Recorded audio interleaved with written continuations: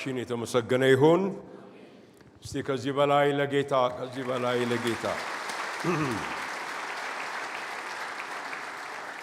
እግዚአብሔር አባታችን አምላካችን የተመሰገነ ይሁን። የእግዚአብሔር ቤተሰቦች እንደምን ዋላችሁ? ደህና ውላችኋል? ጌታ ይባረክ። በእግዚአብሔር ከሆንን ደህና መሆን ብቻ ነው ያለው። ጌታ ይባረክ፣ ሌላ የለም። ዛሬ ጠዋት አንድ ትምህርት ጀምረናል። እሱም ደግሞ የጳውሎስ ሐዋርያዊ ባርኮት ለቆሮንቶስ ቤተ ክርስቲያን የሰጠውን መሰረት አድርገን ነው እና ከንባብ ክፍሎቹ እንረዳለን። እንግዲህ ሁለት የንባብ ክፍሎች አሉኝ። ሁለቱም ከአዲስ ኪዳን ናቸው። የዮሐንስ ወንጌል ምዕራፍ 14 ላይ ብታወጡ ዮሐንስ 14 ከቁጥር 18 እስከ 24 ያለውን አነብላችኋለሁ።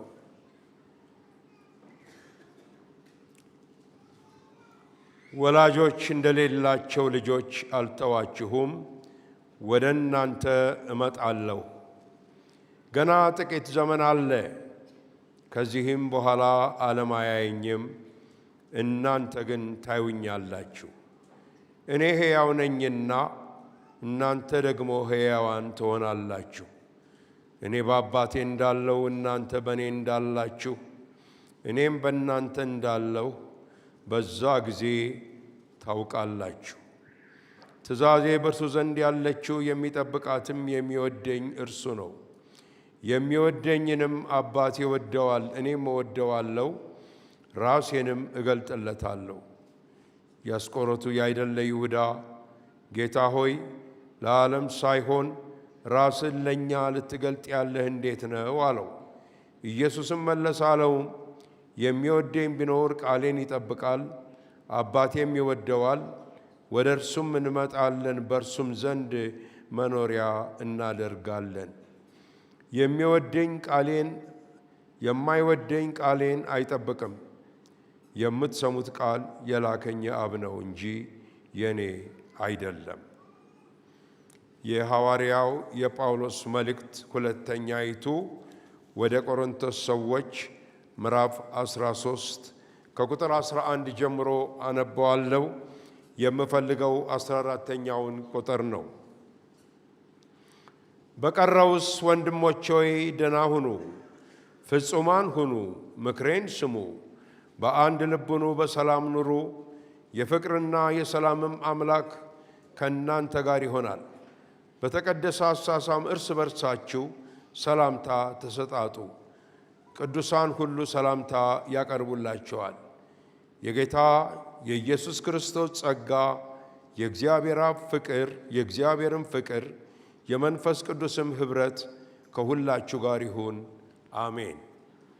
በተለይ ይሄ የጌታ የኢየሱስ ክርስቶስ ጸጋ፣ የእግዚአብሔርም ፍቅር፣ የመንፈስ ቅዱስም ኅብረት ከሁላችሁ ጋር ይሁን፣ አሜን። በዚህ ላይ ነው የተነጋገርነው ጠዋት። እኛም ደግሞ እንግዲህ የመጀመሪያ ክፍል ነው የሚሆነው። ሁለተኛው ክፍል የሚቀጥለው ሳምንት አብረን እናየዋለን። በመቀጠል ያም ደግሞ ዛሬ የእግዚአብሔር ፍቅር የሚለውን እናይና የሚቀጥለው ሳምንት የኢየሱስ ክርስቶስ ጸጋ፣ የመንፈስ ቅዱስ ኅብረት የሚለውንም አብረን እናየዋለን። እስቲ እግዚአብሔር ቃሉን እንዲባርክልን ራሶቻችንን ዝቅ አድርገን እንጸልያለን። ጌታ ይባርካችሁ። ዘላለማዊና ጻድቅ የሆንክ ጌታ እግዚአብሔር አምላካችን ሆይ ስሜ የተባረከ ይሁን። ጌታ ሆይ ያስተምራቸው ዘንድ መልካሙን መንፈስ ሰጣቸው ተብሎ እንደተጻፈ በዚህ ጊዜ ደግሞ የሚፈስልን ያንተ መንፈስ በዚህ ሕዝብ ላይ እንዲወርድና ቅባትህ እንዲያስተምራቸው በኢየሱስ ስም ጸልያለሁ። ጌታ ሆይ እያንዳንዳቸውን ልቦና ከሐሳብ አእምሮአቸውን ከመከፋፈል ጠብቀህ ቃልህን ያለምንም ችግር እንዲሰሙ እንድታረጋቸው ጠይቀሃለሁ። እኔም ደግሞ በዚህ በተከፈተ ሰማይ ስር አለሁና ይህ መሠዊያ ያንተ ነውና በመሠዊያው ላይ የእሳት አምድህ እንዲቆም ጌታ ሆይ ደመናህም እንዲገለጥ በኢየሱስ ስም ጸለይኩኝ። አመሰግንሃለሁ። በጌታችን በኢየሱስ ክርስቶስ ስም አሜን። ይህ ሐዋርያው ጳውሎስ ለቆሮንቶስ የጻፈውን ሁለተኛ መልእክቱን የዘጋበት መንገድ ለቤተ ክርስቲያን ቋሚ የሆነ በረከት ወይንም ልማድ ሆኖ እንዲገኝ አድርጓል። ዛሬ በየትም ስፍራ የእግዚአብሔር አብ ፍቅር፣ የልጄ ኢየሱስ ክርስቶስ ጸጋ፣ የመንፈስ ቅዱስ አንድነት ከሁላችሁ ጋር ይሁን፣ ከሁላችን ጋር ይሁን የሚለው አነጋገር ወይንም ባርኮት ቃል የተለመደ ነው። ነገር ግን እኔ እንደው ስማረው ለብቻዬ ሳጠናው ጌታ እንደረዳኝ እያንዳንዱ ብዙ ምስጢር እንዳለው ነው የተመለከትኩት እና ሁለተኛ ደግሞ ይሄ የእግዚአብሔር አብ ፍቅር፣ የልጁ ኢየሱስ ክርስቶስ ጸጋ፣ የመንፈስ ቅዱስ ኅብረት የሚለው የሥላሴን ትምህርት እንደሚያንጸባርቅም ግልጽ ሆኖ ይታያል ማለት ነው። ይሄ ጳውሎስ የሰጠውን ባርኮት በምንመለከትበት ጊዜ የእግዚአብሔር አብ ፍቅር የሚለው ዛሬ የምንመለከተው በቅድሚያ ሁለት ሐሳቦችን ነው የያዘው። የመጀመሪያው የያዘው ሐሳብ የእግዚአብሔር አብ ፍቅር ሁል ጊዜ ከእናንተ ጋር ይሁን፣ የሚጠብቃችሁ፣ ክርስትናችሁን የሚያጸና ብርታት የሚሆናችሁ የእግዚአብሔር አብ ፍቅር ከእናንተ ውስጥ ሳይጠፋና ሁል ጊዜ ፍቅሩ በውስጣችሁ ሲቀጣጠል ነው ብሎ ማለት ነው። በሁለተኛ ደግሞ ደረጃ የምንመለከተው ይህ የእግዚአብሔር ፍቅር በእኛ ውስጥ መገለጡና መሆኑ እኛ ደግሞ የእግዚአብሔርን ፍቅር ለሌሎች እንድንሰጥ፣ ለሌሎች እንድናስተላልፍ ያደርገናል ማለት ነው። ስለዚህ ይሄ የእግዚአብሔር ፍቅር መገለጽ፣ የእግዚአብሔር ፍቅር መታየት የሚለው ሐሳብ በሁለት አይነት መንገድ እንድንመለከተው ነው የምፈልገው እና በመጀመሪያ የእግዚአብሔር ፍቅር መገለጥ በእግዚአብሔር ፍቅር ውስጥ ሆኖ ነገሮችን ማድረግ የሚለው ሐሳብ ነው። በብሉይ ኪዳን በምንመለከትበት ጊዜ እግዚአብሔርን እንዲወዱ ቃሉ ያዛቸዋል። ምክንያቱም በዘዳግም መጽሐፍ ስንመለከት በምዕራፍ 6 ላይ 4ና 5ኛው ቁጥር ላይ የምናየው ቃል ምንድን ነው? እስራኤል ሆይ ስማ፣ ጌታ እግዚአብሔር አምላካችን አንድ ነው። ስለዚህ እግዚአብሔር አምላክህን በፍጹም ልብህ፣ በፍጹም ሐሳብህ፣ በፍጹም ኃይልህ ውደደው የሚል ቃል ተቀምጦ እናያለን። እግዚአብሔርን ውደድ ተብሎ እንደ ሕግ ሲቀርብለት እናያለን። ሐሳቡ የሚለው ምንድን ነው? በአእምሮና ልቦናህ ተሰብስቦ እግዚአብሔርን ብቻ ውደደው፣ ወደ አሕዛብ አማልክት አትመልከት፣ ወደ ጣዖቶቻቸው ፊትህን ዞር ሳታደርግ ሰብሰብ ብለህ በፍጹም ኃይልህና ብርታትህ እግዚአብሔር አምላክህን ውደድ የሚል ነው።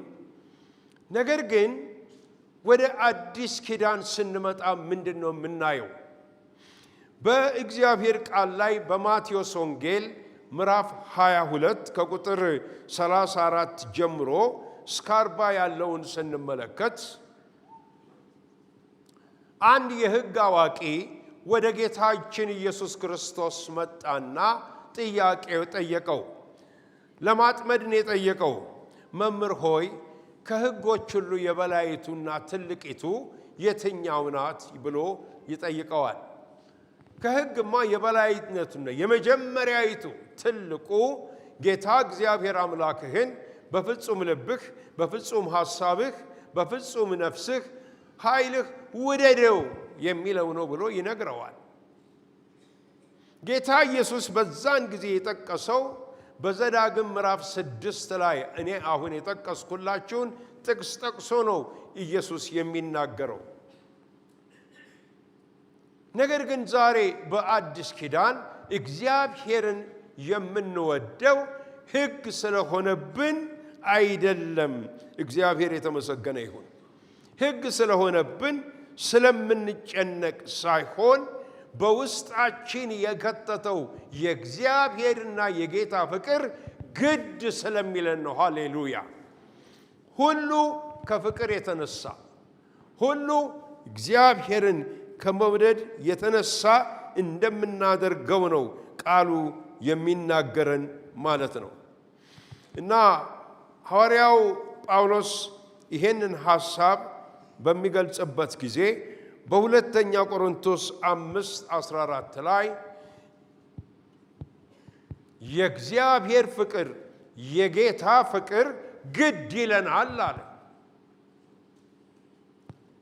አሁን የምናደርገውን ነገር እንድናደርግ የሚያደርገን የጌታ ፍቅር ነው።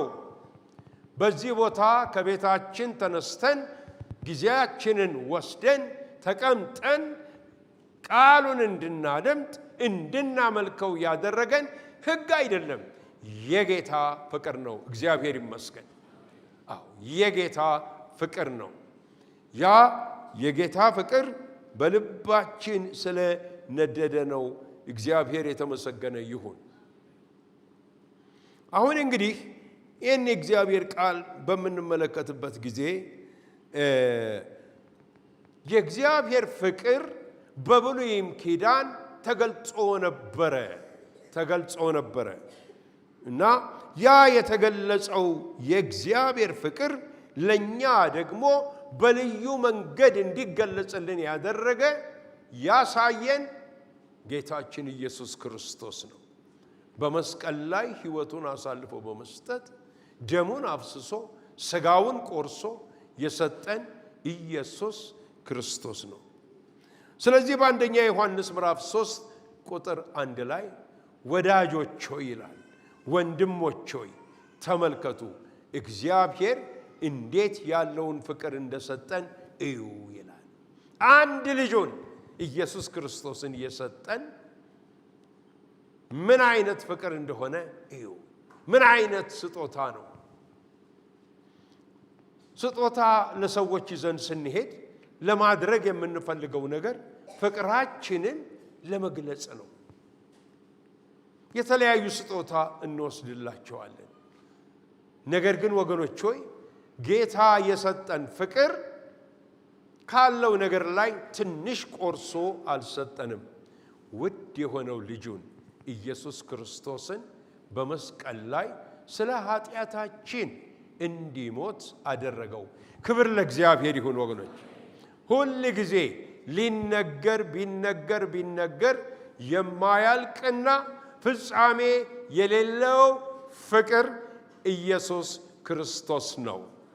ዛሬ ፍቅር አላገኘውም ለምትሉ የምስራች አለኝ። ከሰው አላገኘን ይሆናል፣ ከወንድም አላገኘን ይሆናል፣ ከወዳጅ አላገኘን ይሆናል፣ ከእናትም አላገኘን ይሆናል። ከጌታ ከኢየሱስ ክርስቶስ ግን ይገኛል። ክብር ለስሙ ይሆናል። አዎ ሃሌሉያ። ለዚህ ነው በኢሳይያስ መጽሐፍ ላይ እናት ልጇን ትረሳ ይሆናል፣ እኔ ግን በእጄ መዳፍ ላይ ቀርጬሻለሁና አልረሳሽም ይላል። አልረሳህም ይልሃል ጌታ። አልረሳሽም ይላል ጌታ። ክብር ለስሙ ይሁንለት። ይህ ታላቅ ፍቅር ነው። እንደገና በሮሜ 5:8 ላይ ምን ይላል? ገና ኃጢአተኞች ሳለን እግዚአብሔር በልጁ በኢየሱስ ክርስቶስ በኩል ፍቅሩን ገለጸልን ይላል። ገና ኃጢአተኞች ሳለን ምንም የሚወደድ ነገር በላያችን ላይ ሳይኖር። ለመውደድ እኮ ሰውን የሚወደድ ነገር ሲኖረው ነው። እኛ ግን ገና በኃጢአቱ ሳለን እንዲሁ ወደደን ይላል። እንዲሁ ወደደን ብሎ ይናገራል። ጌታ የተባረከ ይሁን። በዮሐንስ ወንጌል ምዕራፍ 13 ቁጥር 1 ላይ ምን ይላል? እነዚህን የወደዳቸውን እስከ መጨረሻው ምን አላቸው? ወደዳቸው። እስከ መጨረሻው።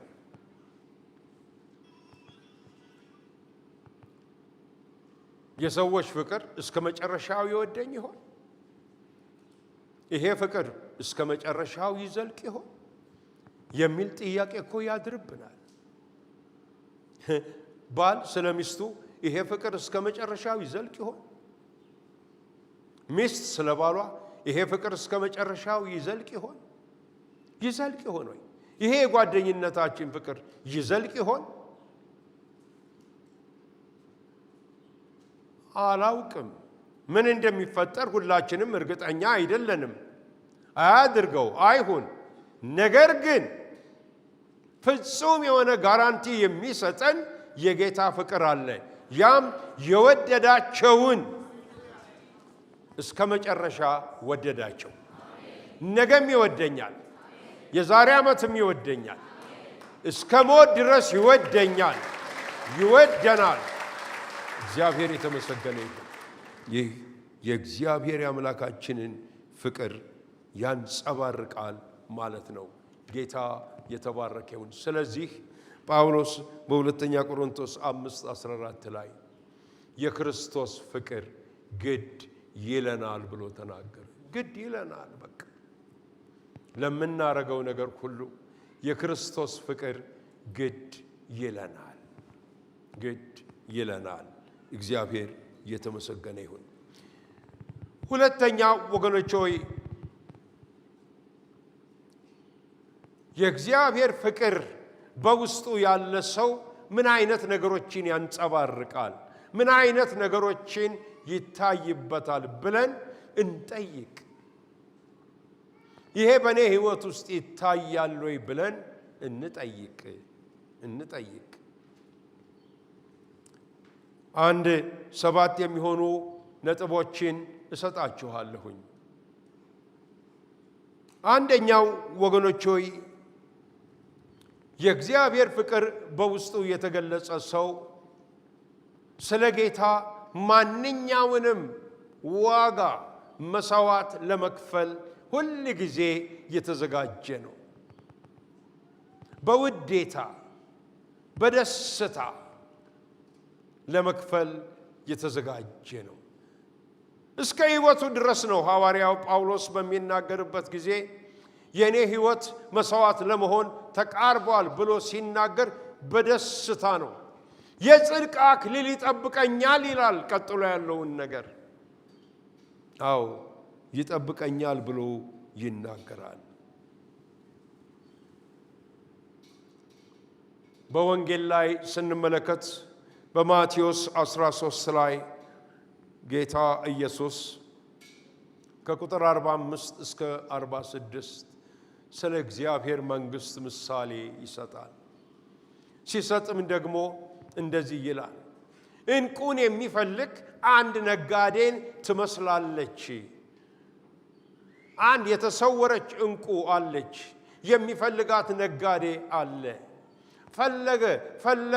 ፈለገና አገኛት። የሚፈልጋትን ነገር አገኛት። ካየ በኋላ ዋጋዋን ጠየቀ። ውድ ነው ዋጋዋ። ቢሆንም አለ ያለኝን ሁሉ ሸጥና ይሄንችን ዕንቁ እገዛለሁ አለ። ዕንቁ ትንሽ ነገር ናት፣ በእጃችሁ እንድትይዟት አላችሁ። ዋጋዋ ግን የከበረ ነው። ፈለግን፣ ሕይወት የሚሰጠንን ነገር ፈለግን። በዓለም ውስጥ ፈለግነው። ሰዎች በመጠጥ ውስጥ ይፈልጉታል፣ በዘፈን ውስጥ ፈለጉት፣ በገንዘብ ውስጥ ፈለጉት፣ በዝና ውስጥ ፈለጉት፣ አላገኙትም። በእነዚህ ሁሉ ውስጥ ግን አላገኘሁትም። አላገኘሁትም። ነገር ግን ያቺ የከበረች እንደ ዕንቁ የሆነችው በጌታ የምትገኘው የዘላለም ሕይወት ወገኖች ሆይ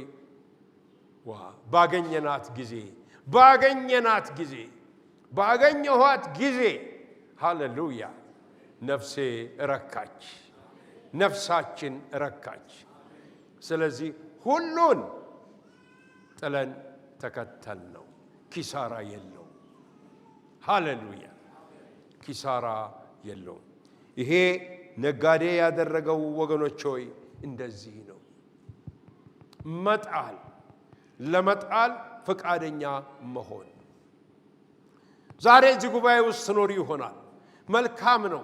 ነገር ግን ልጠላቸው ያልፈለኳቸው ነገሮች አሉ። በጣም ወዳጆች የሆኑ ሰዎችን ምን ላድርጋቸው? ስሜን ምን ላድርገው? ዝናዬን ምን ላድርገው?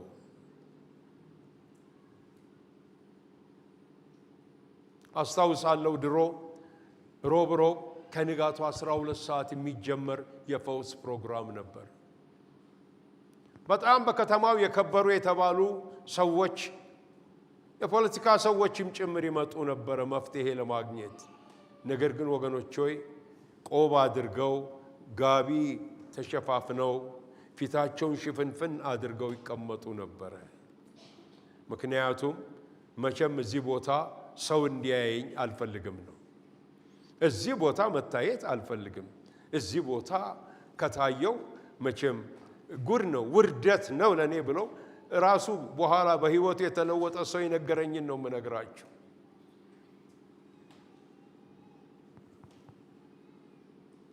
ጌታን ግን ወደ ህይወቱ ከገባ በኋላ እንዲህ አይነት ሰው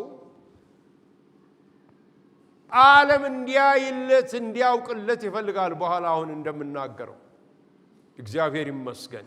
ስለዚህ በዚህ የምትቸገሩ ሰዎች ካላችሁ አትቸገሩ። ሁሉን ጣሉና ኢየሱስን ተከተሉት። እርሱ ብርም ወርቅም ዘመድም እናትም አባትም ወዳጅም ሁለመና ይሆናቸዋል። ክብር ለስሙ ይሁንልን። አሁን እዚህ ጉባኤ መካከል ብጠይቅ እኔ ጌታን በፍቅር ተከተላችሁት፣ የጎደለባችሁ ያዘናችሁ ያሳፈራችሁ እጃችሁን አውጡ ብል አንድም ሰው እንደማይገኝ እርግጠኛ ነኝ። አይገኝም። ሁል ጊዜ እሱ ለሁላችን አባት ነው፣ ወዳጅ ነው፣ እናት ነው፣ ጓደኛ ነው፣ ዘመድ ነው፣ ሁለመናችን ነው። ክብርና ምስጋና ለስሙ ይሁንለት። ሃሌሉያ አሜን። ሃሌሉያ። መግደላዊት ማርያም ያን የከበረ የተባለውን ሽቶዋን ይዛ መጣ በኢየሱስ እግር ስር ላይ ስታፈሰው፣ ወገኖች ሆይ መስዋዕት ነው፣ ክብሯ ነው፣ ጸጉሯ ክብሯ ነው። ክብሯን የጣለችው ለኢየሱስ ይገባዋል ነው ያለችው። ለኢየሱስ ይገባዋል። አካባቢው እንኳን የነበሩ እንከተለዋለን የሚሉ ሰዎች ማጉረምረም ጀመሩ። ስለ ሽቶ ዋጋ መደመር መቀነስ ጀመሩ። የአልባስጥሮ ሽቶ ነው ይሄ ሽቶ ማለት ጀመሩ። ሸተታቸው። እውነተኛ መስዋዕት ጎረቤት ይደርሳል፣ ከጎረቤት ያልፋል፣ ከዛም ያልፋል። ሃሌሉያ! ኢየሱስ ጌታ ነው። ክብር ለስሙ ይሁንለት። ክብር ለስሙ ይሁንለት። እኔ ለሙሉ ጊዜ አገልግሎት ስመጣ ሰዎች ቤት ይመጡ ነበር፣ ወደ እናቴ ይመጡ ነበር። ሰማን አሉ፣ ጨርሶ ለየለት አሉ። በየክፍለ ሀገሩ ዞራለሁ ብሎ ለየለት አሉ። ምን ነው እያሉ እናቴን ይወቅሱ ጀመረ። እናቴ አንድ መልስ ነበራት። ከጠዋቱም ለእግዚአብሔር የተለየ ነው፣ አሁንም ደግሞ ወደፊትም ተለይቶ ይኖራል። ይሄ ነበር። እውነት ነው የምነግራችሁ። መጽሔት ላይ ወጥቷል። መጽሔቱን አንብቡት አይደለ እንዴ ፓስተር? ወጥቶ ምስክርነቱ አለ። ወገኖቼ ጎረቤት ይደርሳል፣ ሽታው ያልፋል። እውነተኛ መስዋዕት ይሄዳል፣ ሩቅ ድረስ ይሸታል። የመግደላዊት ማርያም ሽቶ አካባቢውን ሁሉ አናወጠው። ደቀ መዛሙርቱ አልተመቻቸውም። ሂሳብ ውስጥ ገቡ፣ መቀመር ውስጥ ገቡ፣ ካልኩሌት ማድረግ ጀመሩ። ያለታ ነው ይሁዳ የተሰናከለው ሌባ ስለነበረ። መስዋዕት ነው። ሁሉን ሸጠና እንቋዋን ገዛ። ያ ነጋዴ ያቺ ድሃ መበለት ሴት ሳንቲሟን ቋጥራ ምሳዋን ይዛ ማለት ነው የመጣች ኢየሱስ ክርስቶስ መባ በሚጣልበት አኳያ ሆኖ ይመለከታል። ሰዎች ሁሉ ያላቸውን ጣል ያደርጋሉ። እቺ መበለት ወደ ሳጥኑ ሄዳ ቀበቷን ያመቀነቷን ፈታ ሳንቲሟን አውጥታ ጥላ ስትሄድ ለደቀ መዛሙርት ስሙ አላቸው፣ ከነዚህ ሁሉ እቺ ሴት ትዳሯን ሁሉ ጣለች አለ። ሁሉን ጣለች አለ። የእግዚአብሔር ልብ ከሷ ጋር ወደቀ፣ ከመስዋዕቷ ጋር ወደቀ። እግዚአብሔር እንዲህ ያለውን መስዋዕት እንድናደርግ ይርዳን፣ ያግዘን፣ ጉልበት ይሁነን፣ ብርታት ይሁነን። አሁንም ለዘላለምም ክብር ለስሙ ይሁንለት። ሃሌሉያ አሜን። ሁለተኛ እግዚአብሔርን የሚወድ ሰው የእግዚአብሔርን ቃል ይጠብቃል። ቃሉን በሕይወቱ ላይ ይጠብቀዋል። ቃሉ በሕይወቴ ማንም የሚወደኝ ቢኖር ቃሌን ይጠብቃል አለ። ቃሉን ሳይጠብቅ እግዚአብሔርን እወዳለሁ የሚል ሰው ቢኖር ተሳስቷል ብሎ ነው የሚናገረው። ዳዊት ጌታ እግዚአብሔርን የሚወድ ሰው ነበር። ይወደዋል፣ ያዜምለትም ነበር፣ ይጽፍም ነበረ። በ119ኛው ምዕራፍ በዳዊት መዝሙር ላይ በምትመለከቱበት ጊዜ የሚገርም ነገር ነው ወገኖቼ። በዛ ላይ 176 ቁጥሮች አሉ። በነዛ ሁሉ ላይ ዳዊት የሚናገረው ስለ ቃሉ ነው። ሕግህ ቃልህ የእግሬ መብራት ነው። ቃልህ ከብርም ከወርቅም ይልቅ የነጠረ ነው ይለዋል። ቃልህ በውስጤ በልቤ ውስጥ ደብቄዋለሁ ብሎ ይናገራል። ለእኛም እንደዚሁ ነው። ጌታን ከወደድ ነው፣ እግዚአብሔርን ካፈቀር ነው፣ በልባችን ውስጥ ቃሉን ሁል ጊዜ እንጠብቀዋል። አያችሁ ወገኖች፣ ቃሉን መጠበቅ ለሕይወታችን የሚረዳ ምን መሰላችሁ? የክርስትና ሕይወት በአንድ ጎኑ የጦርነት ሕይወት ነው። ምክንያቱም ከዓለም ከሰይጣን ጋር ተጣልተን ነው ወደ ጌታ የገባ ነው። አልፈልግህም ብለን ነው ዓለምን፣ አልፈልግሽም አልን። ሰይጣንንም አልፈልግህም ብለን ረግመነው ነው የገባ ነው ወደ ጌታ። ፈተና ሊያመጣ ወደ ሕይወታችን ይመጣል። በመጣን ጊዜ ቃሉ በውስጣችን ከታመቀ ያን ቃል አውጥተን እናሸንፈዋለን። ዓለምንም እናሸንፈው በቃሉ ነው። እግዚአብሔር የተመሰገነ ይሁን። ቃሉ በሕይወታችን ውስጥ በስቶ መታየቱ። ሦስተኛው ወገኖች ሆይ እግዚአብሔርን የሚወድ ሰው ጸሎት ለርሱ ወገኖች ሆይ ሕይወቱ ነው። እንደሚጣፍጥ ምግብ ነው መጸለይና መንበርከክ። ወይንም ባይንበረከክም መጸለይ በቃ ለሕይወቱ ሸክም አይደለም። በዛ ሕይወት ውስጥ የገባ ክርስቲያን ሁሌ ነው እንጸልይ ነው። ጸልዮም ያጸልያል፣ እንጸልይም ይላል። ባገኘው እድል ሁሉ ይጸልያል። ጌታችን ኢየሱስ ክርስቶስ ስለ ጸሎት ሲናገር ሳይታክቱም እንዲጸልዩ እንዲህ አላቸው።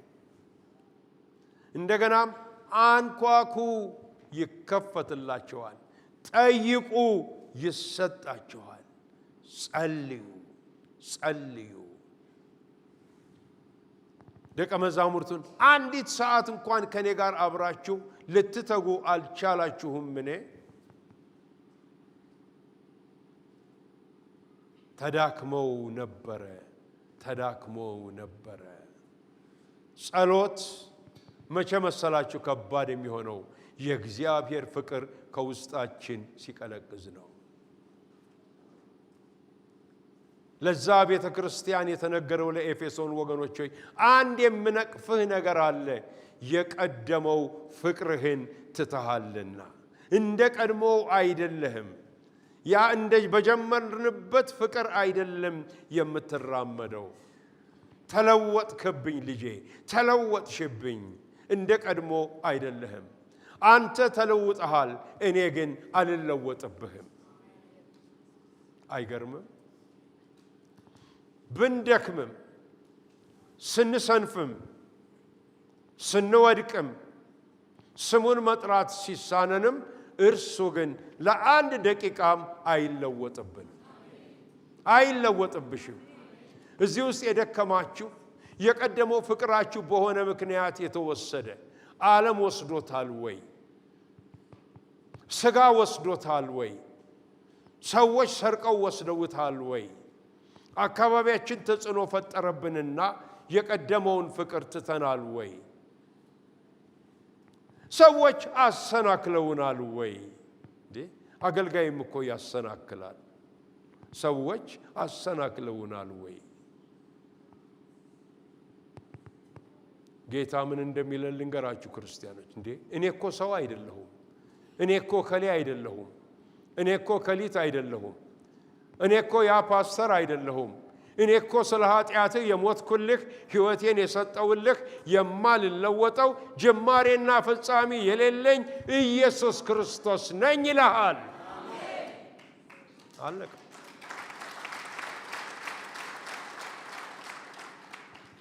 አዎ። ስለዚህ የቀደመው ፍቅራችሁ የቀዘቀዘባችሁ ጌታ እየነቀፋችሁ ያላችሁ እባካችሁ እንደገና ቃል ኪዳናችሁን አድሱ፣ ፍቅራችሁን አድሱ። ከጌታ ጋር ያላችሁን ነገር እንደገና አቀጣጥሉ። ጌታም ደግሞ ከወደቃችሁበት እጃችሁን ይዞ ያነሳቸዋል።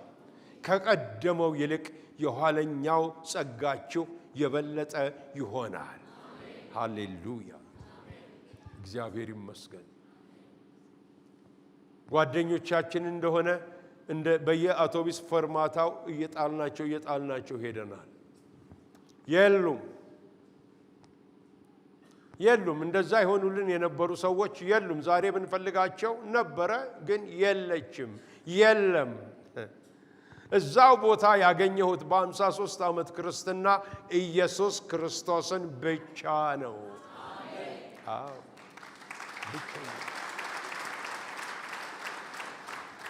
ስለዚህ ወገኖች ሆይ ጸሎት፣ በጌታ ፊት መቅረብ። ጸሎት እኮ ማለት ወገኖች ሆይ በቀን 2 ሰዓት ቆጥሮ መንበርከክ አይደለም። ሁል ጊዜ መንፈሳችን ከጌታ ጋር ሲገናኝ ነው። በቃ መንፈሳችን ሁሉ ጊዜ ግንኙነት ላይ ነን፣ ስራ ላይ ነን እኮ። እጅና እግራችን አእምሮአችን እየሰራ ነው። በየመስሪያ ቤቱ፣ በየትምህርት ቤቱ፣ በያለንበት መስራትም ይገባናል። ነገር ግን ልቦናችን ከጌታ ጋር ሁል ጊዜ ኮሚኒኬት ያደርጋል፣ ይገናኛል።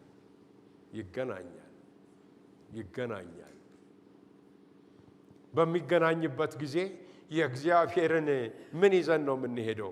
የእግዚአብሔርን ክብር ይዘን ነው የምንመላለሰው። እንደ መስታወት እያብለጨለጭን ነው የምንሄድ። የትም ሂድ፣ ትምህርት ቤት ሂድ፣ ገበያ ቦታ ሂድ፣ በጎረቤቶች አካባቢ ተመላለስ፣ እያብለጨለጭን ነው የምንመላለሰው። እግዚአብሔር ይመስገን። አዎ፣ ለምን? ልቦናችን ሁል ጊዜ ይገናኛል። ስንገናኝ ደግሞ ምን ይመጣል ወገኖች ሆይ? ድምፁ ይመጣል። እግዚአብሔር ይናገረናል። ጸሎት ማለት ተናጋሪዎች እኛ ብቻ ስንሆን አይደለም። ይሄንን አይነት ጸሎት የምትጸልዩ ሰዎች አርሙ። አንዳንድ ሰዎች በተፈጥሯቸው ስትነጋገሩ ለእናንተ ጊዜ የላቸው። ልክ ባተን እንደተነካ ቴፕ መቼ አቁሞ እድል ይሰጠኛል ስትሉ የለም አይመጣም ያ ነገር። እግዚአብሔርም ጋር ስንቀመጥ እንዲህ ብለን መጨረስ ብቻ አይደለም።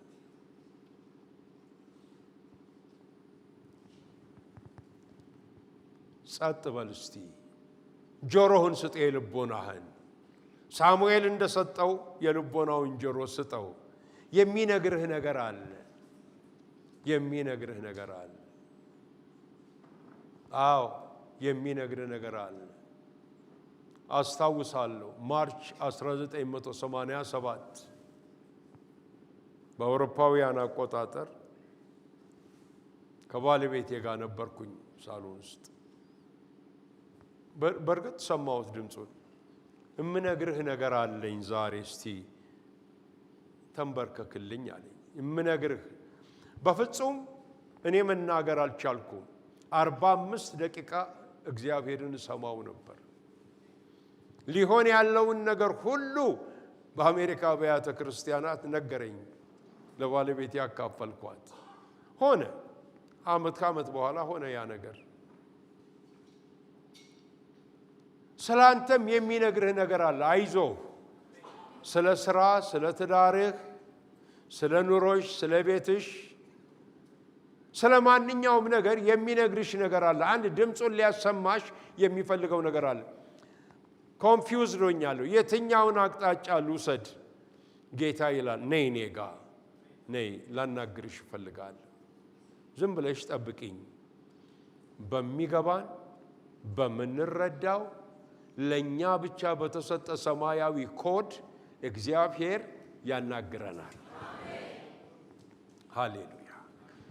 የሚናገር አምላክ ስላለኝ ክብርና ምስጋና ለስሙ። የሚናገር ጌታ ስላለ እግዚአብሔር ይመስገን።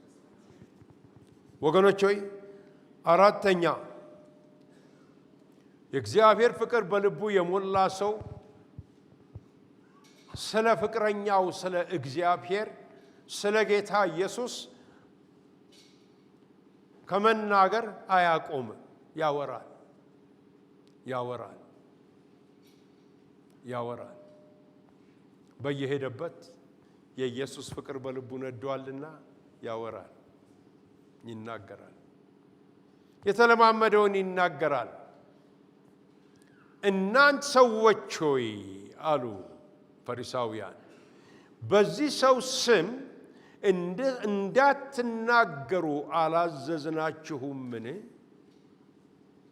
የሐዋርያቱ መልስ እኛ ግን ያየነውን የሰማነውን በእጆቻችን የዳሰስነውን እንናገራለን፣ ኢየሱስ ከሙታን ተነስቷል። ማቆም ለኛ ከባድ ነገር ነው። እንዴ በህይወታችንም በትንሹ እኮ አይተነዋል። በንጉሱ ዘመን አፈቱና እስር ቤት ከተቱን። እኔ ሃይስኩል ተማሪ ነኝ። እሰብካለሁ ብዬ ከሄድኩበት ጸሎት ቤት ነው የታፈስኩት። ታሪኩ ብዙ ነው። ሄድን፣ ታሰርን። ኤግዚቢት ተደርጎ የቀረበው መጽሐፍ ቅዱስ ነው። መጽሐፍ ቅዱሱ ላይ ደግሞ ንጉሱ በፈቃዳቸው እንዳሳተሙት የሚገልጽ ነገር አለ። ከዛ በኋላ ይፈቱ ተባለ።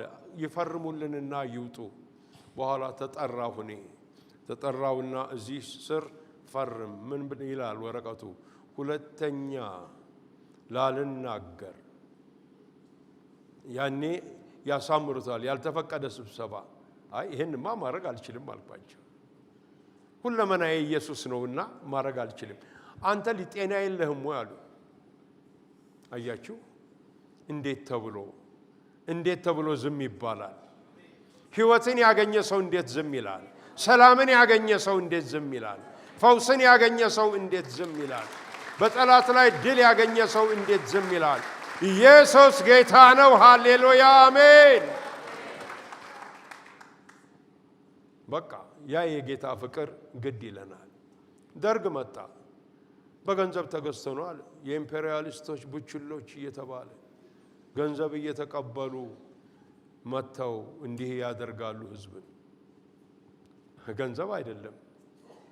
ገንዘብ አይደለም፣ የኢየሱስ ፍቅር ነው። የኢየሱስ ፍቅር ነው። አሁንም ይነዳል፣ እስከ መጨረሻው ይነዳል። ወይ እኛ ወደ እርሱ እስክንሄድ እርሱ ወይ ወደ እኛ እስኪመጣ ኢየሱስ ጌታ ነው። ሃሌሉያ። አዎ ኢየሱስ ጌታ ነው። እኔ ሲሄድ የምደነቀው ነገር መኪና ውስጥ ሆኜ በየታክሲው ላይ የሚጻፈው ነገር ከኋላ ይሄ ነው ብዬ ማለት አልፈልግም። ስንት ነገር ይጻፋል። ሰዎች ይሄንና ያንን ትርኪ ምልኪውን ለመናገር ለመጻፍ ሰው ሁሉ ይልኝ ነው መቼም ሰው ሁሉ ይልኝ ነው ካሉ እንዴ አንተማ እንዴት ታፍራለህ? እኔማ እንዴት አፍራለሁ? አሁንም ኢየሱስ ጌታ ነው። በነገር ሁሉ ጌታ ነው። በኢትዮጵያ ላይ ጌታ ነው። በቤተ መንግስቱ ጌታ ነው። በቤተ ክህነቱ ጌታ ነው። በፍርድ ቤቱ ጌታ ነው። በትምህርት ቤቱ ጌታ ነው። በስፍራ ሁሉ ጌታ ነው።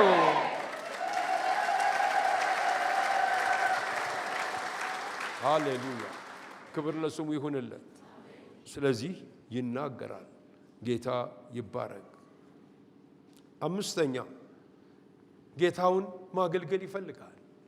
ይሄን የሚወደውን ጌታ ማገልገል ይፈልጋል።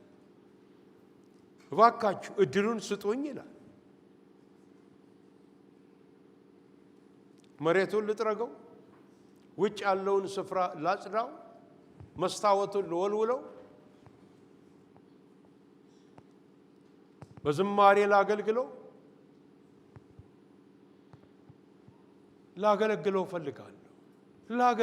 ፈልጋለሁ። የአገልግሎት መንፈስ እግዚአብሔር ያፍስስባችሁ ወገን። በመገልገል ብቻ አትኑሩ። የአገልግሎት መንፈስ እግዚአብሔር በዚህ ጉባኤ ላይ ያፍስስ። ሃሌሉያ። አዎ ለምን? የጌታ ፍቅር ነዋ። የቤተ ክርስቲያን ትእዛዝ አይደለም። የጌታ ፍቅር በልባችን የሚነደው ማንም የሚወደኝ ቢኖር ያገለግለኛል ይላል ጌታ። ያገለግለኛል፣ ወገቡን ታጥቆ ያገለግለኛል ብሎ ጌታ ይናገራል አይደል እንዴ? ስለዚህ ያ አገልግሎታችን የተጠበቀ ይሁን። ስድስተኛ ጌታን ሁል ጊዜ ያመልከዋል። የአምልኮት ሰው ነው። አምልኮት ማለት ወገኖች ሆይ እሁድ ብቻ አይደለም፣ ሮብ ብቻ አይደለም፣ አርብ ብቻ አይደለም። አምልኮት ማለት ሐዋርያው ጳውሎስ በቆላስይስ መልእክት ላይ ምዕራፍ 3 ከቁጥር 16 እስከ 17 ሁል ጊዜ በልባችሁ ተቀኙ ለእግዚአብሔርም ዘምሩ ይላል። ልክ እንደ ጸሎቱም ዝማሬው ሁል ጊዜ በልባችን ይንደድ። አንዳንድ ሰዎችን አይታችሁ ከሆነ በዓለም ያሉ ቀኑን ሙሉ እንደሚዘፍኑ ታውቃላችሁ። ስራቸውን እኮ ይሰራሉ፣ ግን ይዘፍናሉ። ዘፈን የማይለያቸው ሰዎች አሉ። በቃ መስፈን ነው። እናንተ ደግሞ ብርሃን የበራላችሁ ከልባችሁ ተቀኙ፣ ለአምላካችሁ ዘምሩለት። ሃሌሉያ። አምልኮ ይገባዋል። ከመላእክት ጉባኤ ጋር ከቅዱሳን ጉባኤ ጋር አብረን ሁል ጊዜ ኮሚኒኬት እያደረግን ዝማሬን ለአምላካችን እንሰጠዋለን። ልባችን ይቀኝለታል፣ አሁንም እንቀኝለታለን። ሰባተኛው ወገኖች ሆይ ሰባተኛው በጌታ ፍቅር የተሞላና ይቅርታን የተቀበለ ሰው ይቅርታን ለመስጠት ሁሉ ጊዜ የተዘጋጀ ነው። ይቅርታን ይሰጣል። ይቅር ተብሏል። እሱ ይቅር ተብሏል። በቀል የኔ ነው እኔ ብድራቱን መልሳለሁ ይላልና ለበቀል ስፍራ አትስጡት ይላልና እዚህ ውስጥ ለመበቀል የምትፈልጉ ሰዎች ትኖሩ ይሆን? ለመበቀል በብዙ አይነት መንገድ የጎዷችሁ፣ በብዙ አይነት መንገድ መብታችሁን የረገጡ፣ በብዙ አይነት መንገድ ተላልፈው የነኳችሁ ሰዎች ወገኖች ሆይ ይቅርታ ስጧቸው። ምክንያቱም እኛ ይቅር የተባልን ነን። ይቅር የተባልን ስለሆንን ይቅር እንላለን። አዎ፣ አለዛማ መኖር አንችልም። ይቅር እንላለን። ይቅርታ እንሰጣለን። ጠዋት ተነስተን በደላችንን ይቅር በለን እኛም የበደሉንን ይቅር እንደምንል ባልሽን ይቅር በይው፣ ይቅር በይው። በቃ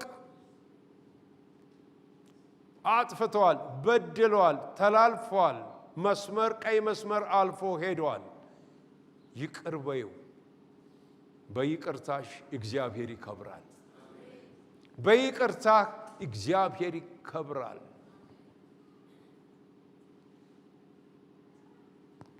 ወገኖች ሆይ እንግዲህ የእግዚአብሔር ፍቅር በልባችን ሲቀጣጠል እኛ ደግሞ ለምናሳየው ፍቅር እግዚአብሔር ምላሽ አለው። ምላሽ አለው። ሶስት ነገሮችን ተናግሬ እዘጋለሁ። አጫጭር መግለጫዎች ብቻ ሰጣለሁ። አንደኛው ምን መሰላችሁ? በዚህ በዮሐንስ ወንጌል እንደተገለጸው ማንም የሚወደኝ ቢኖር እኔ ወደዋለሁ፣ አባቴም ይወደዋል። ቅድም እንዳልኩት ነው። በቃ የተረጋገጠ ነው የጌታ ፍቅር። እንደገና መልሶ ማረጋገጫ አይሰጠንም። እኛ ከሚደረግልን ነገር አንጻር ብቻ አንየው ባካችሁ። ከሰማያዊ ነገር ጋር ካላየነው ፈተና ላይ እንወድቃለን። ምክንያቱም ምድራዊ ብለን ያልተቀበልናቸው ነገሮች አሉ። አንቀበላቸውም እንችላለን በዚህ ዓለም እስካለን። ነገር ግን የተቀበልነው ከወርቅና ከብር የበለጠ ነገር አለ። እኔ ወደዋለሁ፣ አባቴም ደግሞ ይወደዋል። ሁለተኛው ራሴን እገልጥለታለሁ ይላል። ለሚወደኝ ራሴን እገልጥለታለሁ። አዎ፣ እግዚአብሔር ራሱን ይገልጣል። ክርስትና የሰዎችን አእምሮ መሙላት ብቻ አይደለም። እግዚአብሔር በቃል ውስጥ የተናገረውን ነገር በሰዎች ልቦና ውስጥ ይገልጠዋል። ገልጥለታለሁ። አንዳች ገና ያልተገለጠላችሁ ነገር ቢኖር እግዚአብሔር ይግለጥላችሁ ይላል ሐዋርያው ጳውሎስ። የሚገልጥ አምላክ ነው። ራሱን በተለያየ መንገድ ይገልጣል። አስፈላጊም ነው ደግሞ ወገኖቼ። ሶስተኛ ወደ እርሱ እንሄዳለን፣ እኔና አብ መኖሪያችንንም በእርሱ ውስጥ እናደርጋለን። መኖሪያ መሆን፣ የእግዚአብሔር ማደሪያ መሆን። እኛ እኮ ወደ ጌታ ከመምጣታችን በፊት በእኛ ውስጥ አድሮ የነበረው ክፉ ነበረ፣ ዓለም ነበረ። በእኛ ውስጥ አድሮ የነበረው እርኩስ መንፈስ አጋንንት ነበረ። ስፍራውን ይዞ ተቀምጦ በዛ ሕይወት ውስጥ ነግሶ ነበረ። መናፍስት ሲለቁ በዚህ ቤት ውስጥ በዚህ ስፍራ ሲናገሩ እንዴት አድርጌ እለቃለሁ? ከልጅነቷ አግብቻታለሁ፣ ይሄንማ እንዲህ አድርጌዋለሁ ይለዋል። ፈረሴ ነው ይላል፣ ምኔ ነው ይላል፣ ብዙ ነገር ይናገራል። ወደ ጌታ ግን በመጣን ጊዜ ጌታ ኢየሱስ ማንም ሊነቀንቀው የማይችለውን አውሬ አንገቱን አንቆ ነጥቆ አወጣው። ገላገለን። እግዚአብሔር ይመስገን። እንቅልፍ መተኛት ቻለን። ሰላም ማግኘት ቻለን። ረፍት ማግኘት ቻለን። ያንን ሕይወት በደሙ አጠበና ውስጣችንን ከተለያዩ ነገሮች፣ ከጭንቀት፣ ከፍርሃት፣ ከመረበሽ፣ ከዝሙት፣ ከመጠጥ ንገሩኛ ዓለም ነገር ሁሉ ከነበረው አጠበና በመንፈስ ቅዱሱ ቀደሰና መኖሪያው አደረገን። በቃ በእኛ ውስጥ ገብቶ ዙፋኑን ተከለ፣ ክብሩን ተከለ፣ ሰላሙን ተከለ፣ ሙላቱን ተከለ። እረ ከዚህ በላይ እልልታ ይገባዋል ወገኖች። ሃሌሉያ። ዛሬ መልእክቴን ስጨርስ የምለው በዚህ ጉባኤ መካከል አሁን የእግዚአብሔር ፍቅር የሚያስፈልጋችሁ ሰዎች፣ እኔ እኮ ፍቅር አጣው፣ ከከሌም አጣው፣ ከከሊትም አጣው፣ ሰዎችን እንወቅሳለን። እስቲ ወደ ጌታችን ኢየሱስ ክርስቶስ ነው። የማይለወጠውን ፍቅር፣ የሚያረካውን ፍቅር ይሰጣችኋል። በሕይወታችሁ ላይ ጭንቀት፣ ፍርሃት፣ መታወክ፣ መረበሽ ያለ ሰዎች ኑ እስቲ ወደ ኢየሱስ ዛሬ ጠዋት። ዛሬ እስቲ ትልቅ የክብር ቀን ይሁን፣ ታሪክ የሚሆንበት ቀን ይሁን። ልቦናችሁን ለጌታ ክፈቱ፣ በልቦናችሁ ይደር። ከብዙ ነገር ያላቀቃቸዋል፣ ሰላማችሁም እንደ ወንዝ ይሆናል። ክብርና ምስጋና፣ ታላቅነት፣ ዘላለማዊነት፣ ኃይልም ብርታትም ለአምላካችን ለጌታችን ለንጉሣችን ለኢየሱስ ክርስቶስ ይሁን። አሜን። እንጸልያለን።